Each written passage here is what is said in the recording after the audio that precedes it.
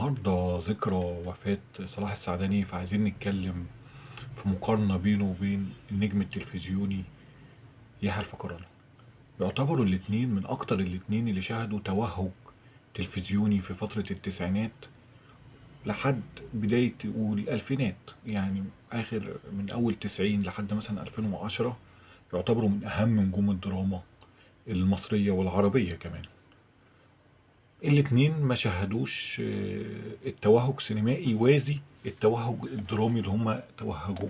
يعني مثلا يحيى الفخراني مثلا عمل افلام مهمه، مثلا زي خرج ولم يعد، فيلم حلو وفيلم جميل وبحبه، وبس ما شاهدش النجاح الجماهيري او النجاح زي مثلا افلام عادل امام. صلاح السعدني عمل افلام كتير في التلفزيون، المراكبي كان فيلم حلو. عمل الحاجات بقى اللي هو كان فيها ايه، حتة جنان بقى، اليوم السادس مع يوسف شاهين. كان فيلم عامل فيه اداء حلو قوي. عمل برضو الارض مع يوسف شاهين. كونفوشيوس في درب السعادة. شحاتين ونبلاء. افلام بقى اللي هي فيها فكر بقى وفلسفة وعمل تجارب شعبية او تجارب جماهيرية نجحت نجاح جماهيري معقول، زي الفيلم تقريبا ملف في آه، اللي هو الفيلم اللي عمله مع عاطف الطيب. آه، افتكره فيلم ملف في الاداب او حاجه زي كده، اللي هو كان هو ونبيل عبيد، وكان عامل في دور شرير، وكان عامل تجسيد كويس جدا. صلاح السعداني في السينما. بس التلفزيون هو اللي خد الاتنين، مع يعني هو نقطة انطلاق الاتنين. فالاتنين عمريا المرحلة العمرية بينهم سنتين، واحد مواليد 43 واحد مواليد 45. شهدوا التوهج طبعا يعني، او بداية نجاحهم مع بعض كان في مسلسل بابا عبده، بطولة عبد المنعم مدبولي، وكانوا طالعين اخوات. طبعا كان في حكاية شهيرة جدا ان رئيس السادات انهى اجتماع كان في رئاسة الوزراء عشان يشوف حلقة بابا عبده. طبعا الصحافة تناولت الموضوع، وبعد كده بعد نهاية المسلسل رئيس السادات كرم عبد المنعم مدبولي. وهو السادات كان بيحب الأعمال اللي من النوعية ديت، اللي هي بالوالدين إحسانا، بابا عبده. وكانت الأعمال دي هو بيحبها وبيفضلها وكان بيدعمها. دي من القصص الشهيرة يعني. الاتنين يعني يحيى الفخراني وصلاح السعداني شهدوا تأخر في الحصول على البطولة. بمعنى إيه؟ يعني مثلا صلاح السعداني حصل له مشكلة، ان هو كان عنده اخوه الكاتب الكبير محمود السعداني كان عنده مشكلة كبيرة جدا. فصلاح السعداني قعد فترة الناس ما بتحبش تشغله، لجأ لصديق عمره عادل امام اللي هو شغله، اشتغل معاه مدير لمسرح، مدير لفرقة الفرقة المتحدة الفنيين المتحدين. واللي هي عملت في الوقت ده كانت بتعمل مسرحية العيال كبر، مسرحية مدرسة المشاغبين. وعشان كده صلاح السعداني مثل كل أدوار مدرسة المشاغبين كبديل. يعني مثلا أحمد زكي يغيب يدخل صلاح السعداني، عادل إمام يغيب يدخل صلاح السعداني، سعيد صالح يغيب يدخل صلاح السعداني. غير إن هو كان مدير فني، يعني مدير إداري للفرقة لفترة طويلة لحد ما اترفع الحظر. اتحلت مشكلة محمود السعداني، فابتدى صلاح السعداني يرجع تاني يمثل. فكان كل خلاص النجوم بقت على الساحة، بقى ده خد مكانه، ده خد مكانه، ده خد مكانه. فما لقاش توهج ليه قد ما التلفزيون فتح له بابه في دورين. اول دور طبعا كان بابا عبده، وطبعا صلاح السعداني اعماله في التلفزيون حلوه قوي، كتير وحلوه يعني. الليله الموعوده اللي عمل فيه الدور اللي عمله احمد زكي.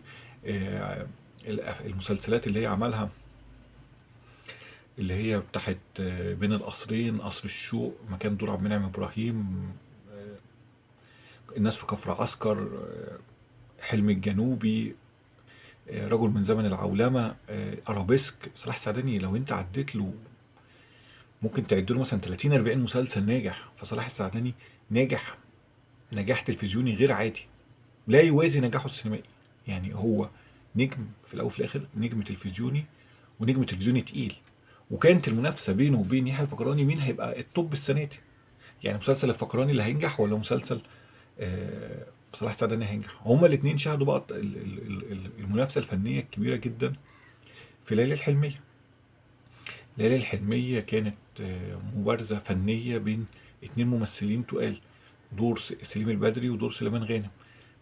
يحيى الفخراني الارستقراطي وصلاح السعداني الباشا، بس اللي طالع من اصل مصري، اصل صعيدي او فلاحي. لونه وبشرته تناسب الموضوع، الكوميديا اللي عملها كانت تناسب الموضوع.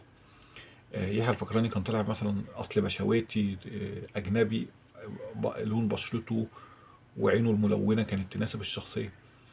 فالاتنين كانوا عاملين مبارزه فنيه كبيره جدا في الليالي الحلميه عبر 5 اجزاء. طبعا الجزء الخامس يحيى الفخراني ما قدمش فيه غير مشهدين، وكان يعتبر بطوله منفرده لصلاح السعداني. الجزء السادس ده مش هنتكلم عنه لانه لا يعتبر جزء من الليالي الحلميه، لتغيير المخرج وتغيير وفاه اسامه انور عكاشه. انت مجرد خدت شخصياته وعملت عليها، وخدت شخصيات بشكل مشوه يعني. ف... فالاتنين يعتبر نجاحهم اكتر تلفزيون. الاتنين عملوا مسلسلات في التلفزيون ناجحه جدا جدا. في الوقت دوت كان التلفزيون ليه اثر كبير جدا، لان هو انت كنت مرتبط، لو بتتفرج على القناه الاولى، لو بتتفرج على القناه الثانيه، فكانت مسلسلاتهم متشافه. آه، في اختلاف بينهم من ناحيه اللون والبشره والشكل ونوعيه الادوار. صلاح السعداني خبرته في الحياه ومروره بالناس ساعده في التقمص اكتر.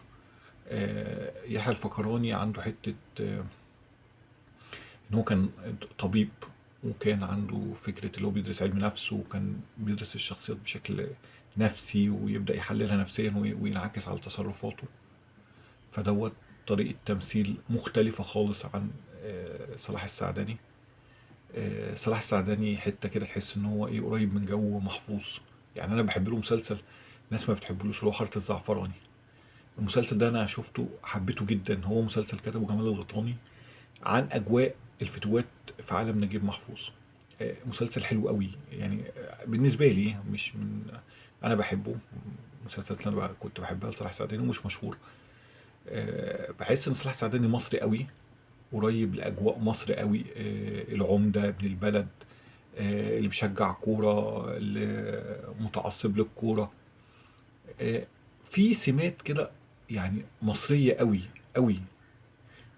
غير الفكراني طبعا مصري طبعا، بس ايه يعني، الفكراني برضو ايه، تحس ان هو مختلف. يعني انا بحب الفكراني جدا، وحتى انواع الادوار والشخصيات بعد كده مختلفة يعني. يعني مش نفس الروح. يعني هم اشتغلوا مع بعض مع اسامه انور عكاشه. الفكراني مثلا ما اشتغلش مع محمد صفاء عامر، ما اعتقدش.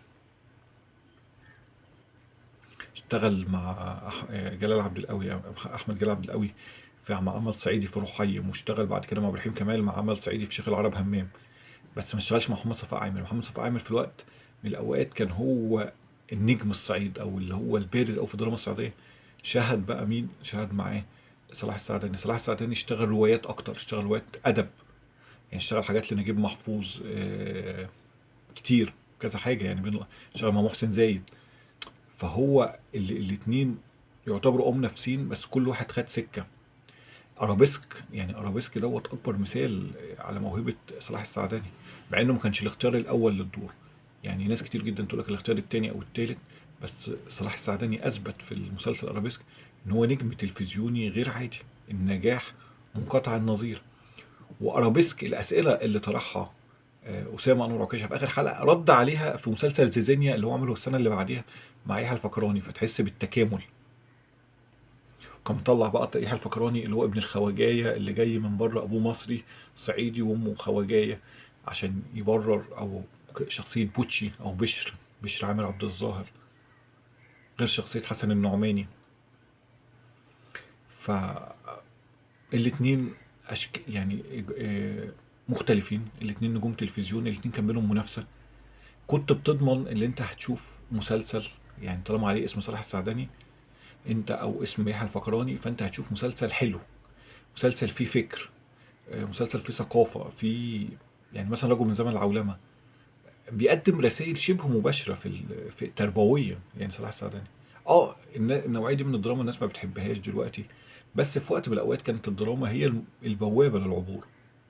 وصلاح السعداني كان بيعمل مسلسلات، مثلا رجل من زمن العولمة ده مسلسل تاني. يعني هو بيعمل مثلا مسلسل في رمضان فيه قصة ودراما، وبيعمل ده مسلسل اوف سيزون بيحكي، بيكون بيجي في الصيف مثلا او في وقت مش ان الناس ما فيش مسلسلات، فهو بيعمل مسلسل يغطي بيه الوقت دوت، وكان بينجح. يعني رجل مزمن العلماء ده كان مسلسل حاليا ما بيتذاعش كتير، بس كان مسلسل ناجح جدا جدا على ايامنا يعني. شخصية حسين ابو ضيف او ضيف الحسيني حاجة زي كده، كان شخصية ناجحة جدا. وصلاح سعداني عنده حتة ايه، يعني بحس ان هو عنده الحس الكوميدي اعلى من الفقراني. الفقراني حطه في الادوار النفسية المعقدة، حطه في الصراعات النفسية اللي ملهاش حل. يعني نصف ربيع الاخر يشتغل معاك، الشيخ العرب همام الصراع بين المكانة، الخواجة عبد القادر، رحي من المنشاوي. يعني فقراني شوية بيميل للأدوار اللي فيها صراع نفسي داخلي. أما تحس إن صلاح السعداني بيميل للأدوار إن هي فيها قضايا عامة. يعني تحس إن هو مثلا بيميل للأدوار اللي هي فيها زي الناس في كفر عسكر مثلا، قضية عامة وهو يحمل القضية العامة دي. زي اليوم السادس، زي شحاتين ونبلاء. ويقول لك متاهة التاريخ وانهيار الجغرافيا، اللي هو ايه، اديله قضية عامة وهو يمثلها. اما الفقراني تحس ان هو ذاتي شوية. يعني الفقراني مثلا حتى الدور اللي عمله مثلا اللي هو مبروك وبلبل، واحد عنده مرض نفسي عمل الدور حلو قوي، بس اديله دور، اديله مشكلة نفسية الفقراني يقدر يمثلها.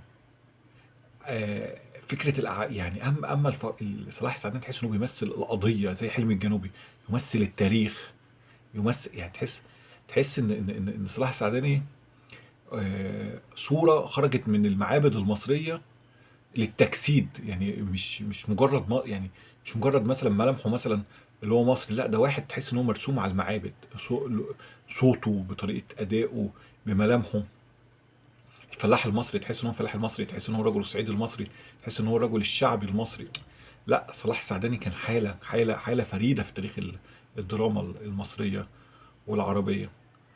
ويمكن يعني احنا مثلا في الاوقات اللي احنا مثلا من 10 يعني في التسعينات كنا مرتبطين بنجوم التلفزيون اكتر من نجوم السينما.